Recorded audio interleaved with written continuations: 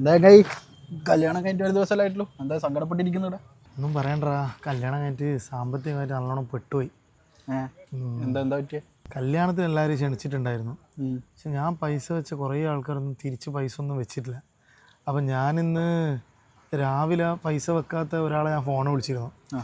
അപ്പോൾ അയാൾ എൻ്റെ അടുത്ത് പറഞ്ഞു വെച്ചാൽ ഞാൻ ഈ നാട്ടിൽ തന്നെ ഉള്ളതല്ലേ, ഞാൻ എവിടെയും പോകില്ലല്ലോ. അയ്യോ, അപ്പോൾ നമുക്കൊരാളെ വിളിക്കുമ്പോൾ നമുക്ക് എത്ര ബുദ്ധിമുട്ടുണ്ട് അതവർ മനസ്സിലാക്കണ്ടേ. അതെ അതെ, അപ്പം അതൊക്കെ ആലോചിച്ചിട്ടാണ്. അല്ലടാ, അപ്പം നിനക്ക് കുറേ കുടുംബങ്ങളിലില്ലേ, ഗോൾഡ് ആയിട്ട് എന്തെങ്കിലും കിട്ടിയിട്ടുണ്ടാവില്ലേ? ഗോൾഡിൻ്റെ കാര്യമൊന്നും പറയാണ്ടിരിക്കുന്നതാണല്ലേ. ഞാനൊരു 10 കൊല്ലം മുമ്പേ ഒരു പവൻ കുടുംബത്തിൽ ഒരാൾക്ക് വെച്ച്. അയാൾ എനിക്കിപ്പം കല്യാണത്തിന് 10 കൊല്ലം മുമ്പേ ഉള്ള ഗോൾഡിൻ്റെ റേറ്റ് എനിക്കിപ്പം കൊണ്ടു തന്നെ. എന്താ ചെയ്യുക? അതിലെന്താ തെറ്റ്? ആ 10 കൊല്ലം മുമ്പേ ഗോൾഡിന് 10,000 രൂപ ഒരു പവന്. ഓക്കെ, അതേ ഗോൾഡ് ഇപ്പോൾ അവർക്ക് വിറ്റ് കഴിഞ്ഞാൽ 1 ലക്ഷം റുപ്യ കിട്ടൂലേ? കിട്ടൂലേ? അപ്പം ഗോൾഡിൻ്റെ മൂല്യം നശിക്കുന്നില്ലല്ലോ. ഇല്ല. നമുക്ക് കൊണ്ടു തന്നെയോ 10,000 രൂപ. പണ്ടുള്ള 10,000 രൂപയാണോ ഇപ്പോഴത്തെ? പൈസൻ്റെ മൂല്യം മാറിയില്ലേ? അങ്ങനല്ലേ? എല്ലാവരും നമ്മളെ നാട്ടുകാരിൽ ഇങ്ങനെ തന്നെടാ, എല്ലാം കണക്കാ. നിൻ്റെ പെങ്ങളെ കല്യാണമല്ലോ. അതും കൂടി പറയാനാ ഞാൻ വന്നേ. അറിയാലോ, മാളുവിൻ്റെ കല്യാണമാണ്.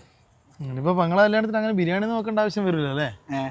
അത്രയും ബിരിയാണി നീ എൻ്റെ കല്യാണത്തിന് എൻ്റെ വീട്ടിൽ കൊണ്ടുപോയില്ലേ? നീ എൻ്റെ കല്യാണത്തിന് എത്ര പൈസ വെച്ചേ? 150 റുപ്യ വെച്ചു ഞാൻ. 1500 റുപ്യൻ്റെ കള്ളു, 3000 റുപ്യൻ്റെ ബിരിയാണി വീട്ടിലും. എന്നിട്ട് 150 റുപ്യ എനിക്ക് വെച്ചേ? അത് എൻ്റെ അച്ഛൻ്റെ കല്യാണത്തിന് നിൻ്റെ അച്ഛൻ ആകെ 100 വെച്ചിട്ടുണ്ട്. ഞാനൊന്നുമില്ല കയറ്റിയിട്ട് 50 റുപ്യ കൂടുതൽ വെച്ചു ഞാൻ. അത് ശരി.